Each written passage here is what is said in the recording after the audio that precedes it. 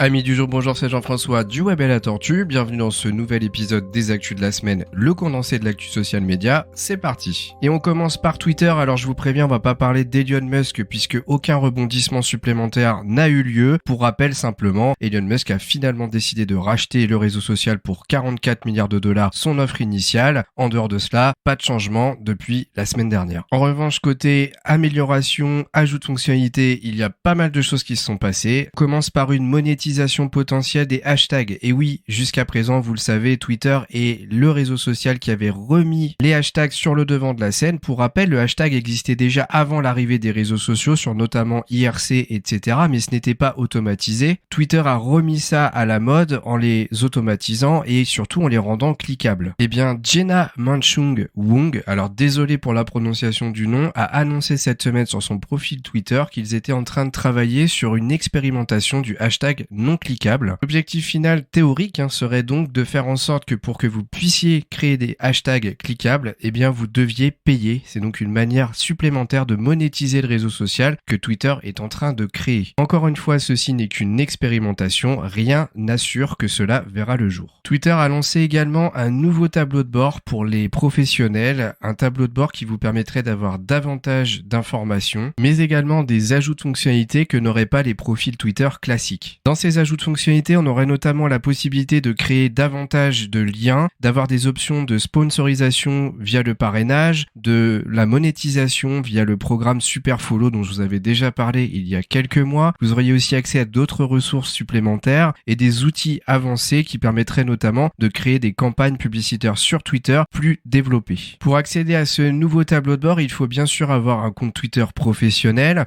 ensuite appuyer sur plus sur la colonne de gauche sur desktop et sur votre photo de profil en haut à droite sur l'application mobile, ensuite sélectionnez outils professionnels, puis accueil pour les professionnels. Twitter est en train également de tester une fonctionnalité de mix entre les communautés et les spaces. Alors les communautés, pour rappel, c'est l'équivalent des groupes sur Facebook. Vous allez pouvoir inviter des personnes à venir dans votre groupe et vous allez pouvoir également lancer des spaces depuis ce groupe. Les spaces, pour rappel, ce sont des salons vocaux. Et enfin, la plateforme à l'oiseau bleu serait en train de travailler sur des options de paramétrage permettant d'autoriser ou de refuser les mentions en fonction des comptes. Les mentions, vous savez, c'est quand ça commence par arrobase, un pseudonyme, et ça permet de vous notifier lorsqu'on veut parler de vous, s'adresser à vous dans un tweet. Eh bien ça, vous allez peut-être pouvoir le désactiver ou l'activer en fonction de ce que vous voulez. Petite news transverse qui va me permettre de passer à TikTok. Twitter et TikTok seraient considérés comme les réseaux sociaux les plus propices à la désinformation. Et oui, d'après l'Integrity Institute, qui fait des recherches depuis plusieurs années sur les réseaux sociaux, ce serait clairement statistiquement les réseaux sociaux qui montrent qu'ils font passer le plus de tweets ou de TikTok qui sont archi faux. Notamment, je l'avais déjà dit il y a quelques semaines, mais c'était lié à une enquête d'un autre organisme lié à la politique et à tout ce qui est lié au Covid.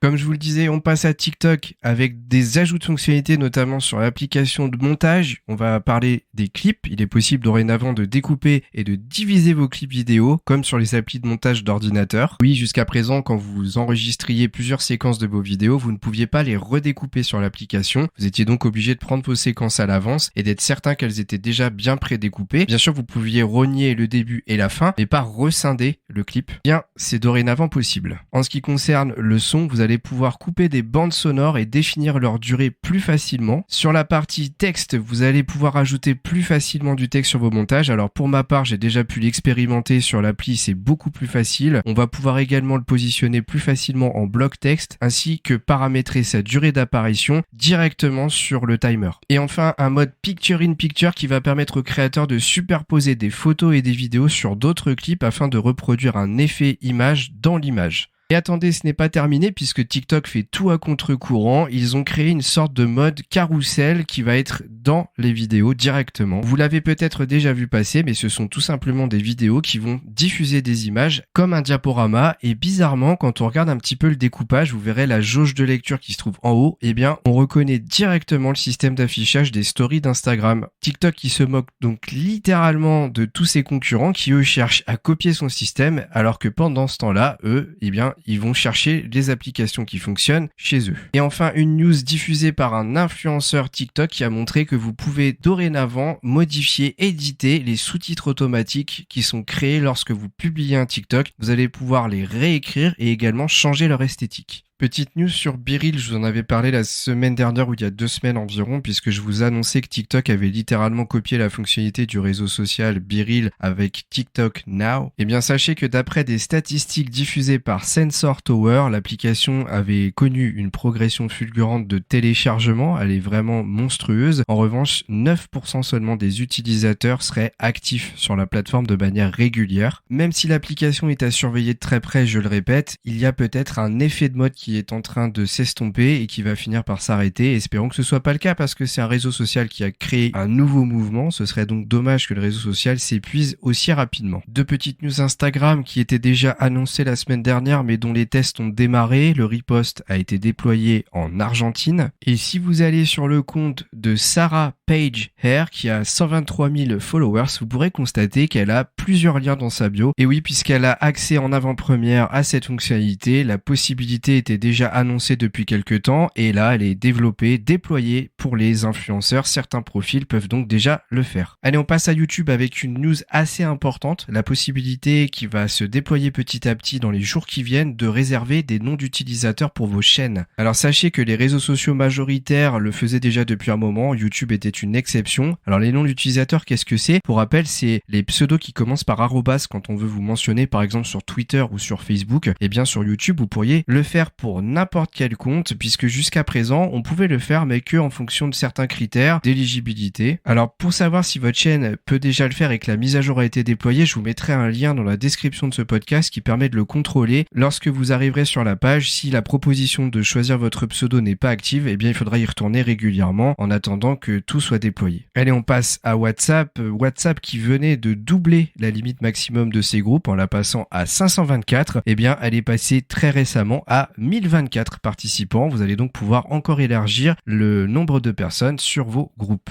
Et enfin, une petite news liée à un article que j'ai lu sur le site Numérama qui explique un petit peu comment savoir si vous avez été bloqué sur WhatsApp. Alors pour vous expliquer, quand vous êtes bloqué sur un réseau social, l'objectif du réseau social c'est de ne pas vous le dire pour que vous ne puissiez plus aller embêter la personne qui vous a bloqué justement. Mais d'après Numérama, il existe des systèmes ou plutôt des astuces qui permettent de savoir si vous êtes bloqué. Dans cet article, il donne donc 3 astuces qui permettent de déceler un blocage potentiel, les appels qui n'aboutissent jamais, la photo de profil qui n'est plus à jour depuis très longtemps et les mentions de présence en ligne qui sont cachées. Une petite news Snapchat qui permet dorénavant d'essayer et d'acheter virtuellement des costumes d'Halloween grâce à la virtualisation. Vous allez donc pouvoir vous mettre debout face à l'objectif de votre téléphone, choisir des filtres de vêtements d'Halloween et via l'application, eh bien, il y aura une sorte d'émulation du costume pour voir si eh bien, celui-ci vous irait ou pas. Et enfin, une news Facebook et pas des moindres puisque Microsoft et le groupe Meta viennent de signer un partenariat. Ce partenariat va permettre à Meta de diffuser les applications Microsoft Teams, Microsoft 365, Office, Excel, etc., Windows 365 directement dans le métaverse via les casques de réalité virtuelle. Et voilà, on arrive à la fin de cet épisode des Actus de la semaine. Encore un épisode qui dure plus de 8 minutes. C'est assez incroyable ce qui se passe en ce moment. Mais tant mieux, on a beaucoup de choses à se dire. Merci de votre écoute en tout cas. N'oubliez pas de mettre 5 étoiles si c'est possible pour aider notre chaîne à se développer. Et moi, je vous dis à très vite pour un nouvel épisode du Web et la Tortue.